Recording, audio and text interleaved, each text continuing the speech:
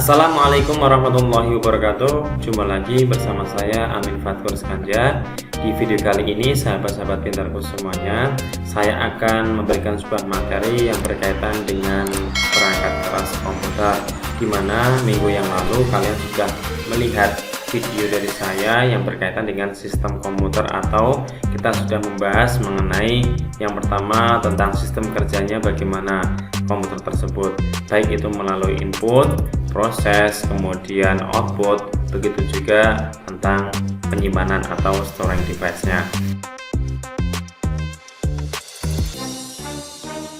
Baiklah sahabat-sahabat pintar semuanya, kita akan mencoba untuk membongkar ya sebuah personal komputer ini, di dalamnya ada apa saja.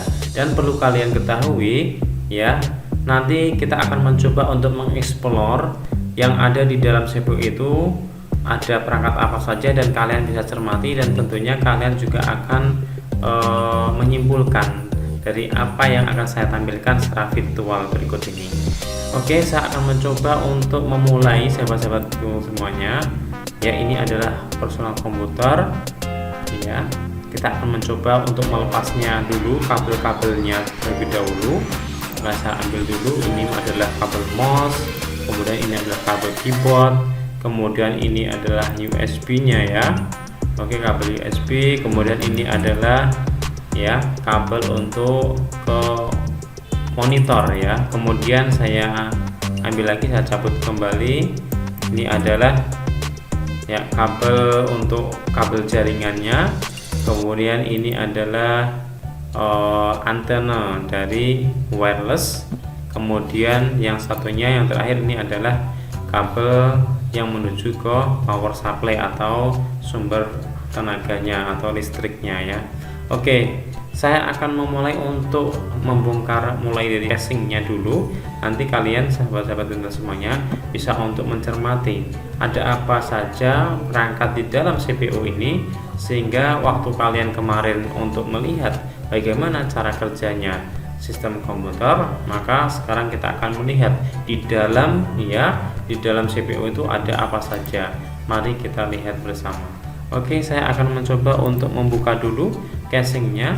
Nanti kalian bisa cermati di dalamnya itu ada apa saja dan perlu kalian ya cermati. Oke, ini saya akan buka sahabat-sahabat pintar semuanya.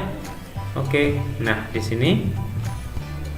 Oke, kita akan kenali satu persatu dan saya akan mencoba untuk menerangkan. Mudah-mudahan bisa kalian pahami dan bisa nanti kalian praktekkan di rumah.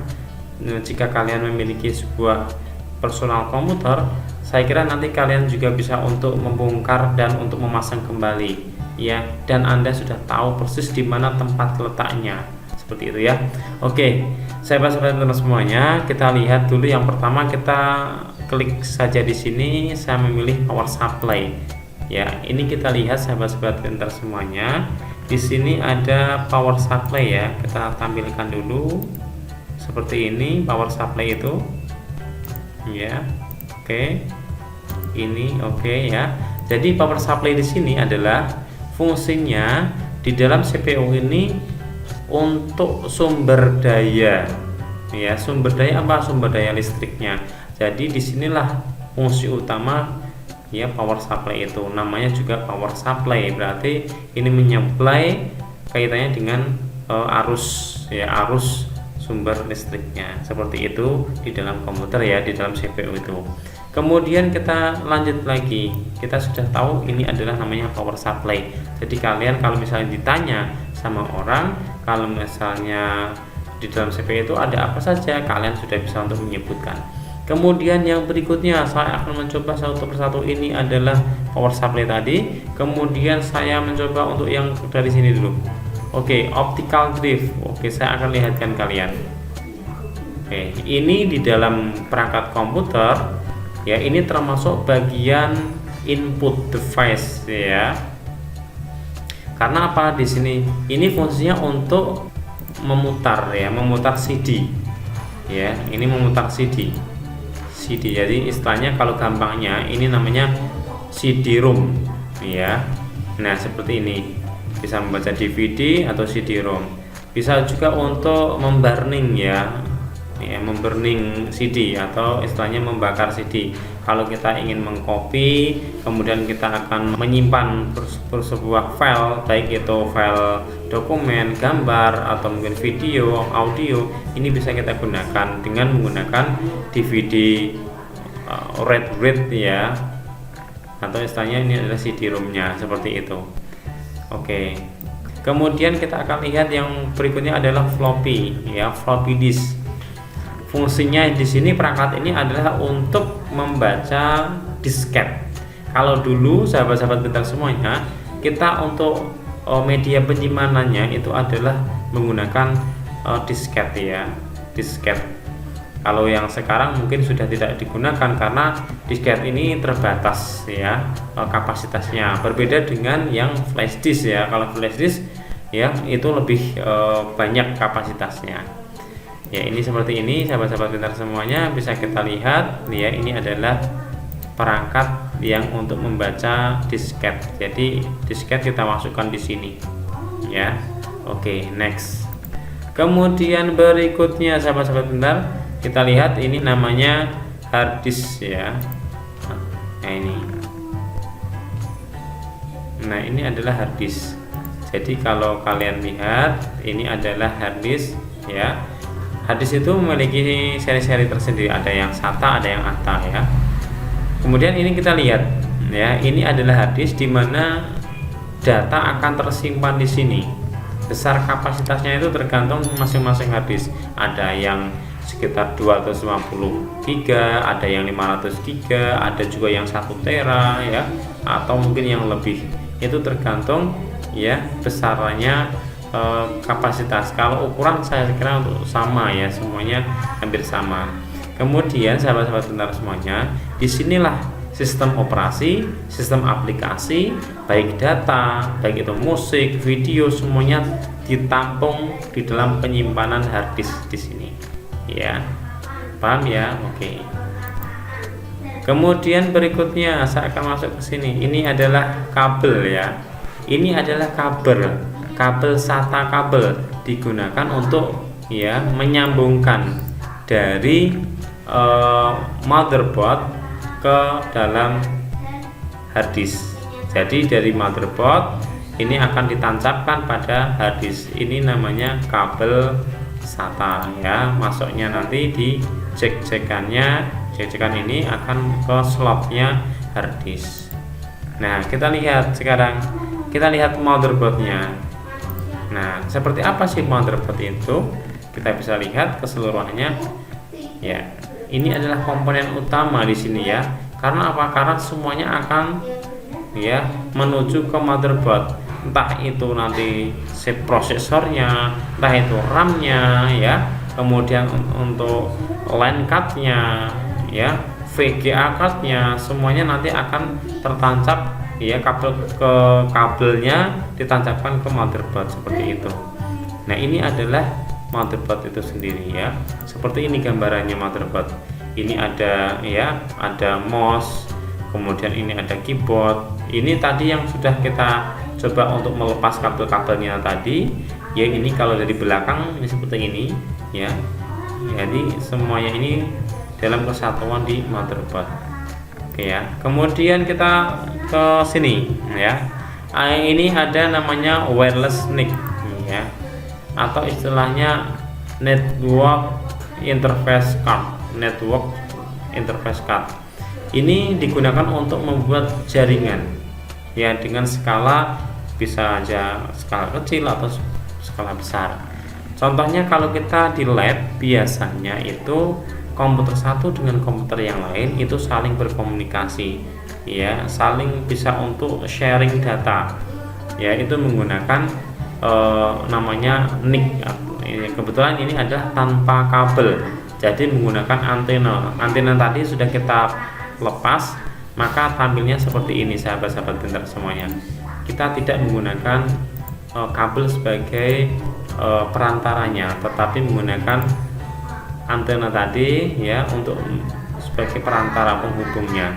Jadi ini adalah NIC ya, network interface card, semacam kartu jaringan. Kemudian yang satunya lagi ini juga sama ya, ini juga NIC, akan tapi perbedaannya cuma di sini adalah dia menggunakan portnya ya, itu menggunakan kabel. Jadi kalau yang tadi yang wireless NIC-nya itu tidak menggunakan kabel, kalau yang ini NIC saja, network interface card-nya ini harus menggunakan kabel sebagai penghubungnya. Kemudian berikutnya di sini ya ada namanya video adapter card atau istilahnya ini VGA, dimana videografis ya. Berarti di sini fungsinya ini adalah untuk menampilkan ya informasi ke monitor. Jadi misalnya kalau kalian menyalakan komputer kemudian tampil ya loading pertama semacam Windows, Linux dan sebagainya, atau mungkin ya bisa aja kalian ingin melihat video dan seterusnya, itu inilah yang akan menampilkan berupa video ya, videonya, atau mungkin tadi ya sistem operasinya akan tampil itu melalui video grafik adapter ya. Jadi semacam ini adalah untuk menampilkan sebuah informasi ke dalam yang di-outputkan ke monitor seperti itu. Oke, itu adalah VGA. Kemudian kita lihat lagi di sini ada namanya heatsink fan. Ini digunakan ya, fan ini ditempatkan di atas dari prosesor, yang harapannya dengan adanya kipas ini nanti prosesor itu akan semakin dingin, jadi tidak cepat panas ya, sehingga kinerja dari komputer itu akan semakin stabil. Jadi kalau misalnya tidak ada fan-nya ini dan pendinginnya, maka nanti akan semakin panas sehingga cepat hang ya, komputer itu akan cepat mengalami kerusakan seperti itu.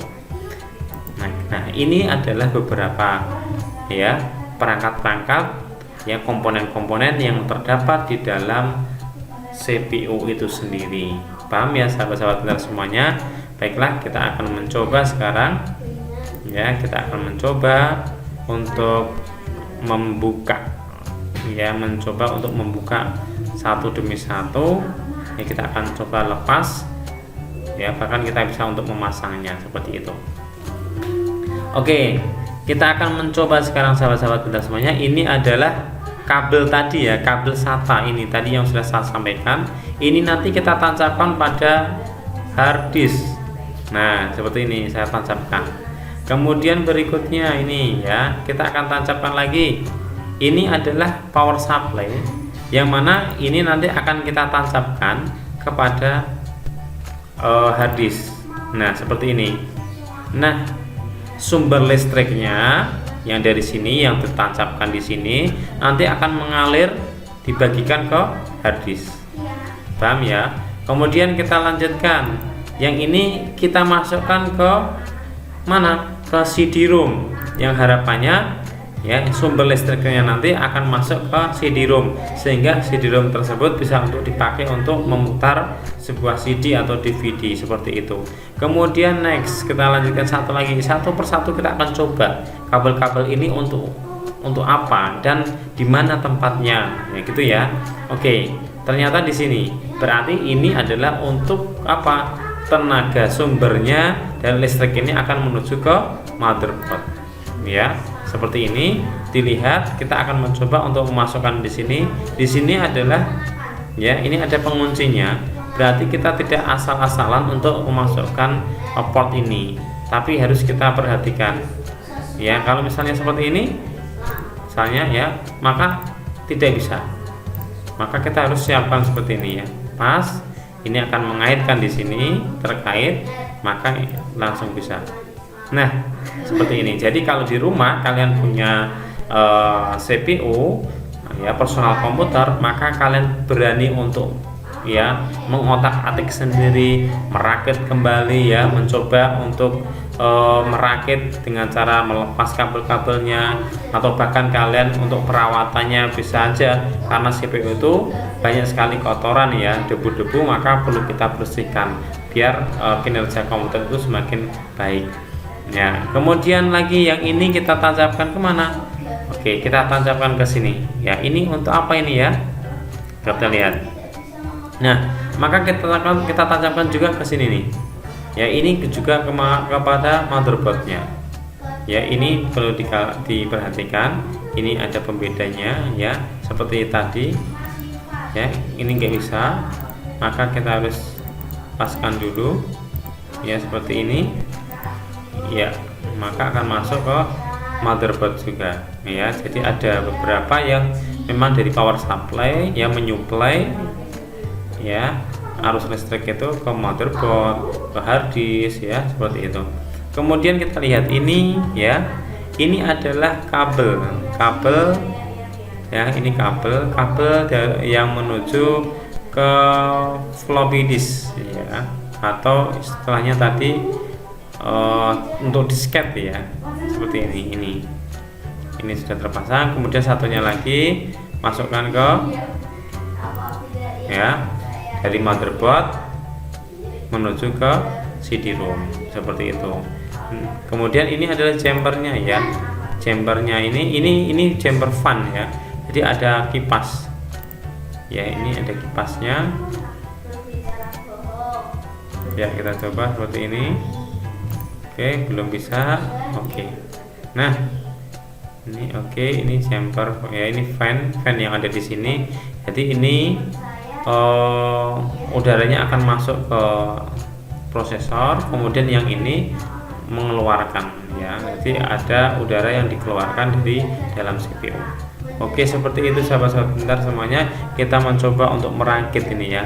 Bahkan kita akan mencoba juga bisa untuk melepas satu persatu, baik itu mulai RAM, VGA-nya ya, kemudian kita lihat seperti apa sih prosesor itu di dalam CPU, kita bisa lihat sekarang. Oke, nah sahabat-sahabat pintar semuanya, sekarang saya akan memperlihatkan kalian di mana sih tempatnya untuk RAM ya. RAM, kalau kita biasa dengar RAM itu di HP ya, HP kalian misalnya ketika kalian beli HP, kemudian di situ ada RAM-nya 2 GB, RAM-nya 4 GB. Semakin besar RAM-nya tentunya akan semakin prosesnya itu semakin cepat juga ya. Jadi penyimpanannya dia akan membaca, misalnya mengerjakan sesuatu, membuka aplikasi, maka RAM itu akan menyimpan, kemudian akan membuka kembali ya, prosesnya itu semakin cepat. Kalau misalnya RAM-nya semakin kecil juga akan berpengaruh kepada prosesnya akan semakin lambat juga. Oke, ini kita lihat di sini ada RAM ya, di dalam personal komputer itu juga ada RAM, tempatnya di sini ya. Ini kita buka, kita akan mencoba membuka. Nah, ini adalah slot ya, slotnya ini PCI, ada yang namanya slot ISA ya, yang hitam ini ISA, ini PCI. Jadi kita bisa untuk mengambilnya, mencopot ya, dicopot ya, seperti ini. Ini ada pengaitnya, kita buka saja ya, ditekan gitu. Kalau secara realnya ditekan, kemudian kita bisa untuk ambil. Biasanya ini sering kotor sekali ya pada CPU biasanya kan, karena memang debu itu cepat sekali untuk masuk di sini. Nah, kita akan buka sekarang sahabat-sahabat pintar semuanya. Di sini ada fan yang harus kita buka terlebih dahulu. Kita buka dulu ya, kita copot, ini bisa kita tarik sebetulnya. Kemudian kita akan coba angkat. Kemudian ini adalah tempat di mana prosesor itu ditempatkan ya. Ini masih posisinya masih kosong sahabat-sahabat pintar semuanya. Nah, bagaimana kita akan mencoba memasukkan prosesornya? Ini kita masukkan ke sini ya. Nah, ini adalah otak dari ya komputer, yang biasa kita sebut adalah prosesor ya. Otak dari komputer itu ya ini. Kalau ini rusak maka semuanya tidak akan bisa bekerja ya. Maka komponen di dalam CPU itu harus betul-betul keadaan baik, sehingga kinerja ya dalam komputer itu akan berjalan sebagai mestinya dengan sebaik mungkin. Nah, itu jadi sahabat-sahabat pintarku semuanya, seperti inilah komponen-komponen yang ada di dalam personal komputer. Jadi Anda sudah lihat secara visualnya yang sebetulnya juga sama dengan realita yang ada di Tide Lab atau juga di rumah kalian masing-masing. Jadi kalian tahu persis, oh mana sih yang namanya motherboard, kemudian mana sih yang namanya RAM, mana sih yang namanya VGA, mana sih yang namanya tadi prosesor, sehingga kalian sudah tahu persis, sudah bisa mengidentifikasi dengan baik, bahkan untuk memberikan fungsi, ya fungsinya untuk apa dan sebagainya Anda sudah paham tentunya ya. Nah mungkin itu dulu ya video dari saya, mudah-mudahan bisa bermanfaat dan bisa untuk dimanfaatkan. Untuk materi kali ini cukup sekian, saya akhiri. Assalamualaikum warahmatullahi wabarakatuh.